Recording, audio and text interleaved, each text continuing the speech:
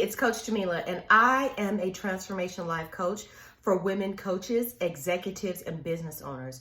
And today I'm talking about an unfortunate issue in our industry, or an unfortunate experience that you may have had, and that is getting burned by a coach or group coaching program. So let's face it, every profession has its share of hacks and charlatans, peddling miscellaneous info, etc., making promises and not keeping them.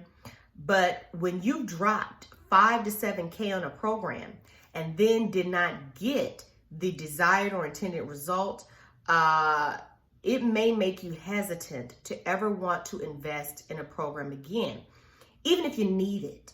And that's unfortunate because, especially as a coach and a business owner, because if you're a coach, no doubt you're working for yourself, so you are a business owner. And if you're not a coach but a business owner, you know the value and importance of having a coach, someone to help support you, guide you, give you that additional expertise that you may need in order to take your business to the next level. So you can get that, but your fear is that you're going to make another bad choice and end up getting burned again, right? And these are some expensive lessons. So I just want to share a few tips with you if this has been your experience. So first of all, I want you to forgive yourself, okay? Mistakes in business happen. You're not going to find one successful business owner who hasn't made some mistakes, and perhaps some very expensive mistakes, maybe even more costly than what you invested into this program, to where you feel like you got burned, you did not receive the intended result.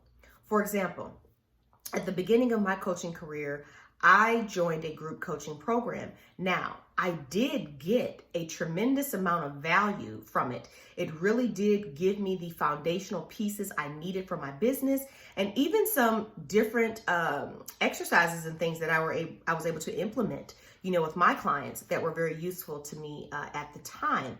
However, the top promise of the program was to really teach you how to make money and how to do sales. And that portion of the program they did not deliver that at all. So the mindset, absolutely. The structure, yes. The personal growth and development, yes.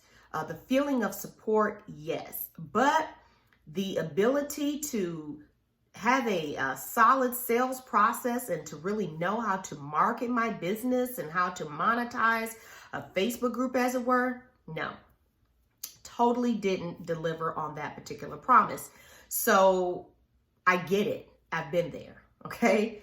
So that kind of leads me to my second point, that if you have invested this amount of money and you feel like, okay, that was not what I thought I was going to get, I want to just give you some questions though to ask yourself about the experience. And that is, first of all, what did you learn? Okay. So what did you learn? What did you get from the program that you did not know before? Was there any value you got from the experience, even if it was just what you don't want to be a part of again, or not do if you ever do a group program in your coaching business, or maybe it was a one-on-one experience.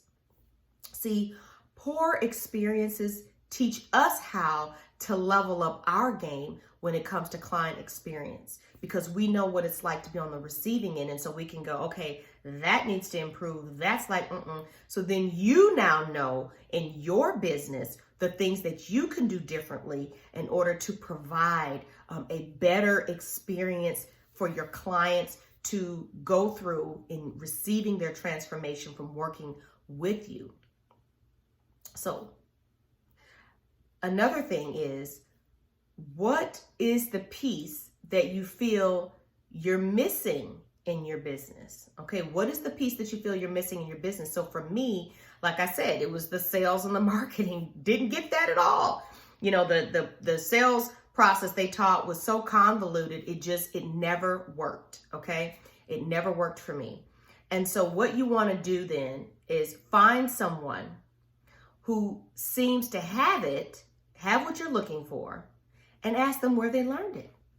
Because a great way to avoid making another future bad decision is to get that word of mouth referral, to find out about this person's experience from whomever it is that they worked with. Okay. So if you see somebody, you like their content, you like their videos, you like what they're doing, ask them what program were you a part of, or where did you get your training, and understand that even if they had a great coach to help them, they still have their own individual secret sauce that coach helped bring out of them. So you're not going to end up being exactly like them, but if the coach is worth their weight, and was able to help them to find their voice, then that coach is going to be able to do the same for you, but in your own unique way. Okay.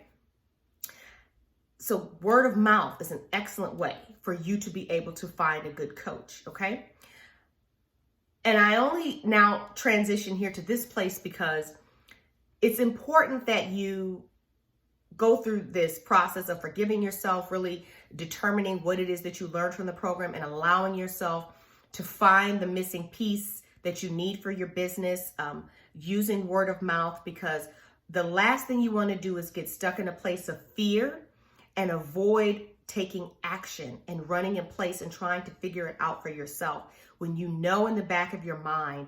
Like, for example, I was never going to figure out what it is that I learned from my business coach that I ended up hiring, that I worked with one-on-one.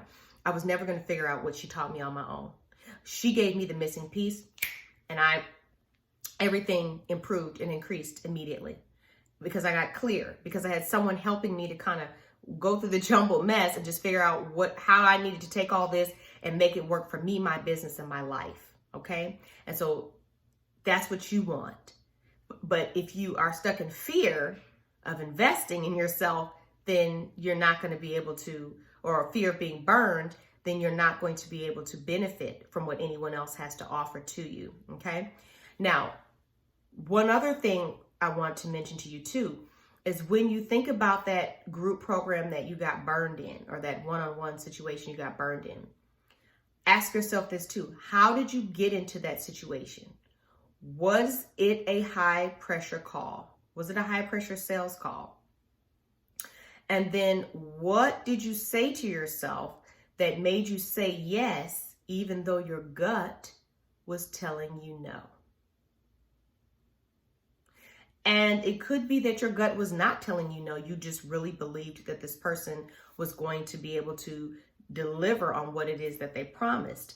But if something told you that this was not a good idea, if you felt some tug and you felt pressured, and afterwards you didn't feel good about your decision, then the question I'm going to again pose to you is, what is that about? Because we only get pressured into things that we allow ourselves to get pressured into. And you know this because you're a coach and you're constantly working on your mindset and trying to become the best version of yourself.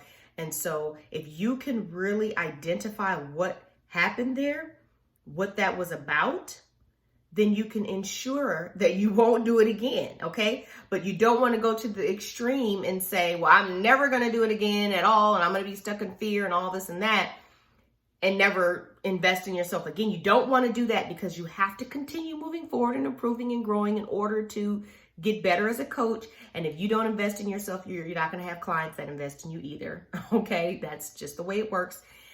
So really think about that. And and when it comes to our beliefs and the reasons why we make certain decisions, and the linkage to our past experiences in childhood and our feelings about ourselves, our negative self-talk, all of those, that's my realm of expertise, and really what I help women, coaches, executives, and business owners to hone in on, get clear on, and work through, so that it's no longer a barrier to them being stuck in indecision, in fear, or inaction. Now, if you yourself would like to talk to me a little bit further about this topic, or about the specific issues that I do coach around, you're welcome to send me a DM on Instagram. By all means, please like, subscribe, and comment. I appreciate your support. And you can find me also on Clubhouse. I do host a room once a week on various topics, and please join me as well on my Facebook group, High Powered Healing. And anyway, I do appreciate you watching, and I look forward to seeing you here.